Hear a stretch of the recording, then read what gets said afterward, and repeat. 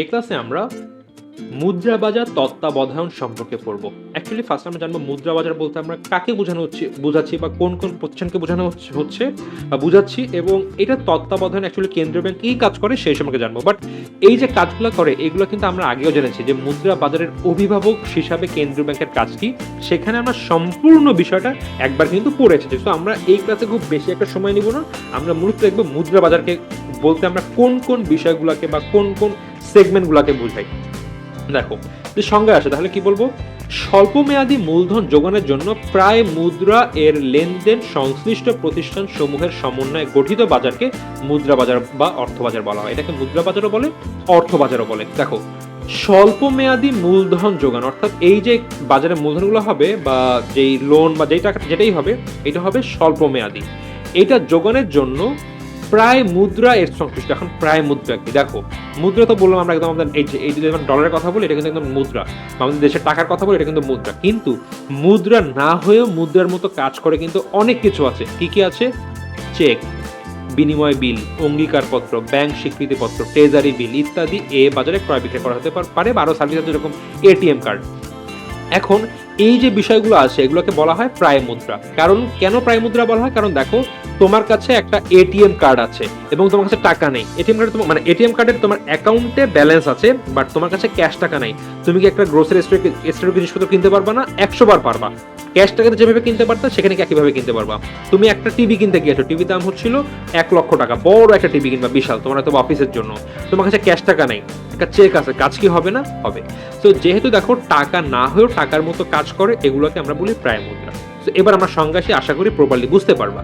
স্বল্পমেয়াদী মুদ্রা যোগানের জন্য প্রায় মুদ্রা এর লেনদেন সংশ্লিষ্ট প্রতিষ্ঠান সমূহের সমন্বয়ে গঠিত বাজারকে মুদ্রা বাজার বা অর্থ বাজার বলা হয়। আশা করি বুঝছো। এবং এই বাজারের মানে প্রতিষ্ঠানগুলো কারা? বাণিজ্যিক ব্যাংক মেইন সেগমেন্ট, সবচেয়ে ইম্পর্টেন্ট, সবচেয়ে ছিল মানে এরা বলতে পারো ছিল মনে করো বাংলাদেশ টিমে সাকিব আল হাসান সবচেয়ে বেশি গুরুত্ব, বা সাকিব আল হাসান এবং তামিম ইকবাল বা পঞ্চপাণ্ডব আছে, ছিল বাংলাদেশ ন্যাশনাল টিমের পঞ্চপাণ্ডব আর কি।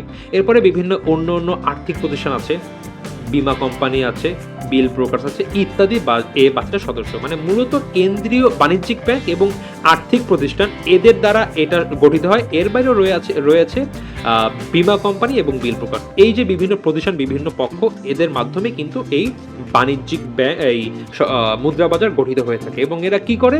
এরা স্বল্পমেয়াদী মূলধন যোগানোর জন্য প্রায় মুদ্রায় লেনদেন করে থাকে। আশা করি এই বাজার সম্পর্কে তোমরা একটা আইডিয়া পেয়েছো। এইবার এইখানে মুদ্রা বাজার তত্ত্বাবধানে কি কি ভূমিকা রাখে কেন্দ্রীয় ব্যাংক? দেখো প্রয়োজনীয় পরিকল্পনা প্রণয়ন, একটা প্রপার মুদ্রা বাজার গঠনের জন্য প্রপারলি এরা যেন চলতে পারে, কি কি করলে সবাই ভালোভাবে চলতে পারবে এবং একটা প্রপারলি মুদ্রা বাজার গঠিত হবে, এর জন্য যত রকম পরিকল্পনা আছে সবগুলো কিন্তু কেন্দ্রীয় ব্যাংক প্রণয়ন করে থাকে। কারণ কেন্দ্রীয় ব্যাংকই অভিভাবক। একটা বাসায় যদি অভিভাবক থাকে, সন্তান থাকে, সন্তানরা কোথায় লেখাপড়া করবে, কি করলে বেটার, সে কখন খেলবে বা কি বিষয়, সবগুলো কিন্তু একজন অভিভাবক ফিক্স করে। কারণ সে জানে তার সন্তানের জন্য কোনটা বেশি অ্যাপ্রোপ্রিয়েট, কোনটা বেশি বেটার। ঠিক একইভাবে বাণিজ্যিক ব্যাংকের জন্য কোনটা বেটার, কি করে তাদের ভালো হবে, এইটা কিন্তু কেন্দ্রীয় ব্যাংক বোঝে। সো পরিকল্পনা প্রণয়ন করে, গঠন ও উন্নয়নের সহায়তা করে, কি বিভিন্নভাবে গঠনের কাজে এবং উন্নয়নের সহায়তা করে থাকে, পরিচালনায় সহায়তা করে থাকে, মুদ্রা বাজার স্থিতিশীলতা রক্ষার জন্য কি করতে হবে, অর্থাৎ কখনো যদি মন্দার দিকে না যায় বা মুদ্রাস্ফীতি না হয় এইটার যেদিকে খেয়াল রাখে, মুদ্রা মান সংরক্ষণ করে এবং প্রতিনিধি হিসাবে দায়িত্ব পালন করে।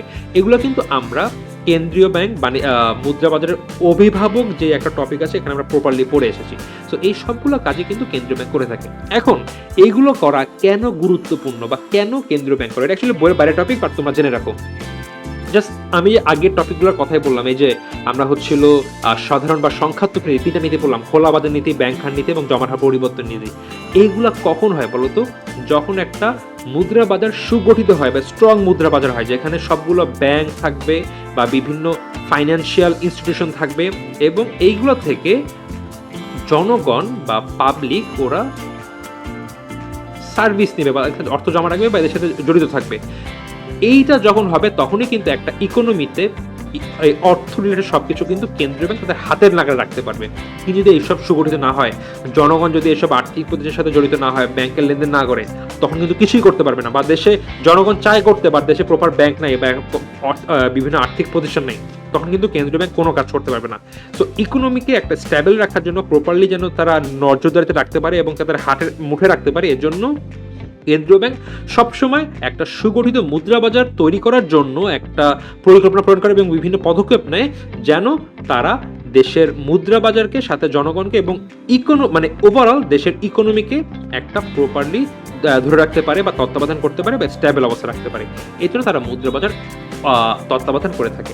বন্ধুরা, এই ক্লাসে এ পর্যন্ত আশা করি মুদ্রা বাজার তত্ত্বাবধান কিভাবে করে বা কেন করে তোমরা এটি বুঝতে পেরেছো, এবং মুদ্রা বাজার বলতে অ্যাকচুয়ালি কোন কোন প্রতিষ্ঠান জড়িত হয়ে মানে বোঝানো হয় এই সম্পর্কে তোমরা আইডিয়া পেয়েছো। এই ক্লাসে এ পর্যন্তই, দেখা হবে পরবর্তী ক্লাসে।